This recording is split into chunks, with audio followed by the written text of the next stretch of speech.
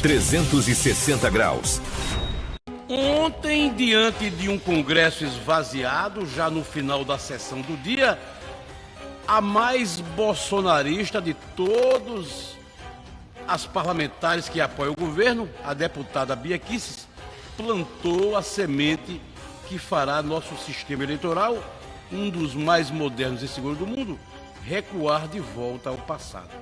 Ela conseguiu o sinal verde para instalar, já a partir de hoje, a comissão que vai debater a volta do voto impresso, prevista na proposta de emenda à Constituição 135/2019, cuja autora é a própria Bia Kicis.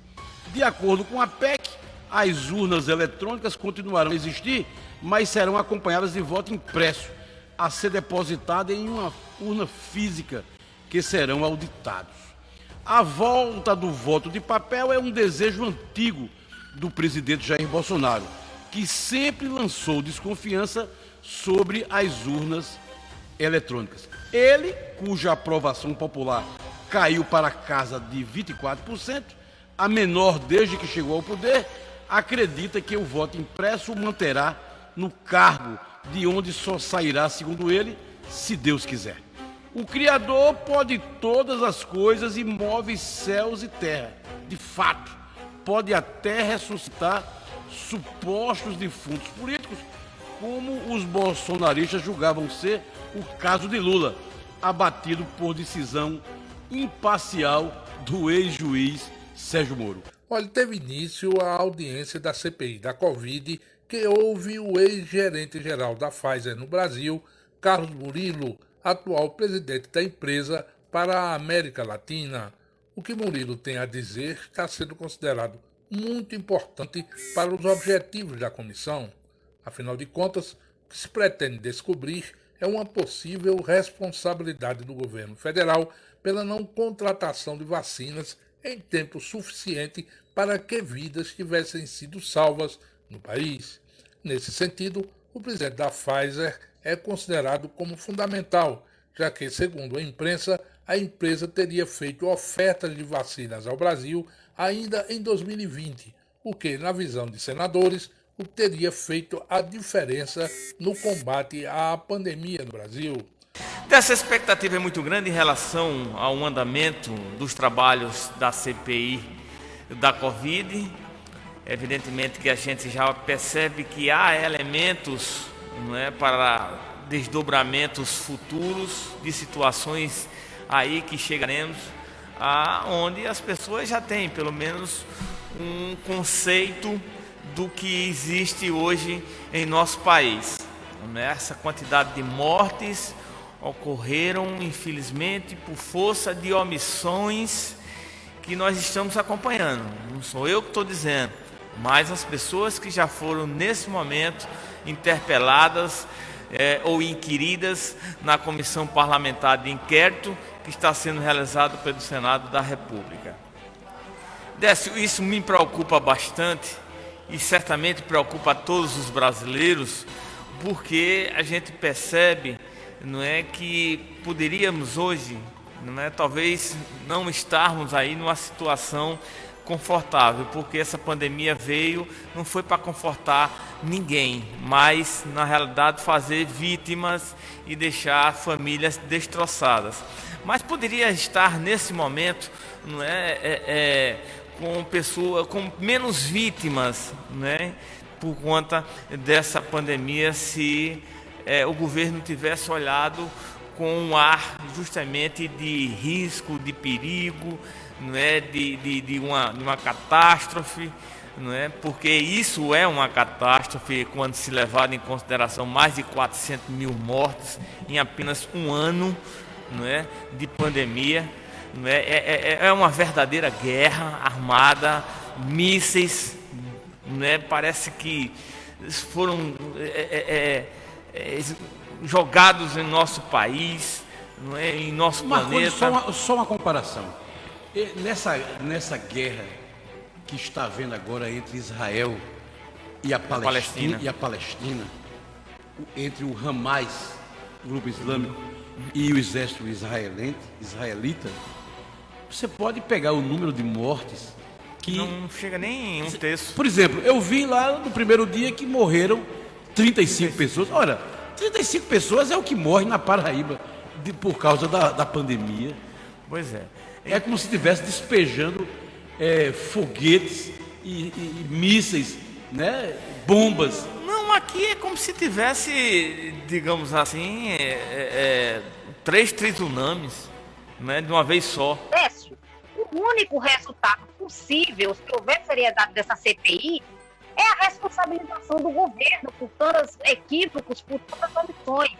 Eu acho que é daí que vem o desespero, né, de Bolsonaro tentando tumultuar os trabalhos, desacatando os integrantes da CPI, porque o próprio Flávio Bolsonaro, em janeiro, me parece que em janeiro ou foi dezembro, não, acho que foi dezembro, gravou uma conversa com o presidente da República em que ele dizia que não iria comprar vacina, porque não precisava, já que a pandemia estava no final.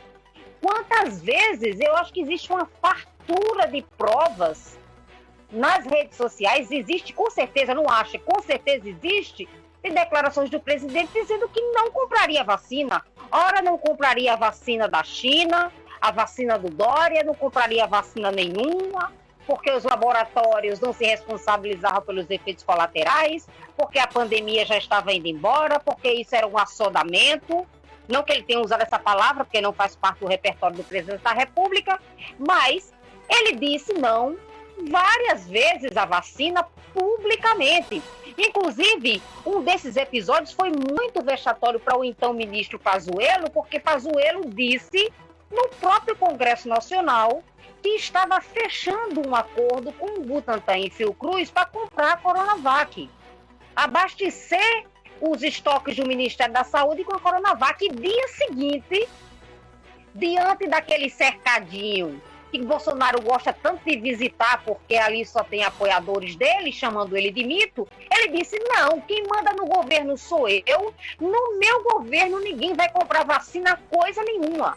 Então a responsabilidade disso, a omissão, os equívocos cometidos pelo governo Bolsonaro, pelo presidente Jair Bolsonaro, estão postos de forma farta. Amanheceu hoje a Polícia Civil nas ruas, né, com a operação intitulada Operação Latrol, com 40 mandados de prisão e que desbaratou um grupo criminoso que atuava direto do presídio, né? Nessa operação tenta alcançar também alguns servidores públicos do Estado, esses lotados de segurança pública, não, como é o nome do sistema penitenciário, né?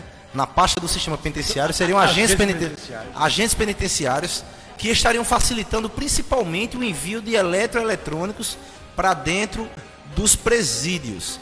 E aí a Polícia Civil conseguiu prender muita gente hoje e desbaratar esse grupo criminoso, né? Inclusive a Operação Latrol se dá porque o nome do principal investigado, né, do criminoso que estava no PB1, se chamava Latrol, né? Um apelido aí relacionado a crimes de latrocínio, né? Aquele assalto seguido de morte, seguido de execução. Então, a Polícia Civil fez um bom trabalho, graças a Deus, faça chuva, faça sol.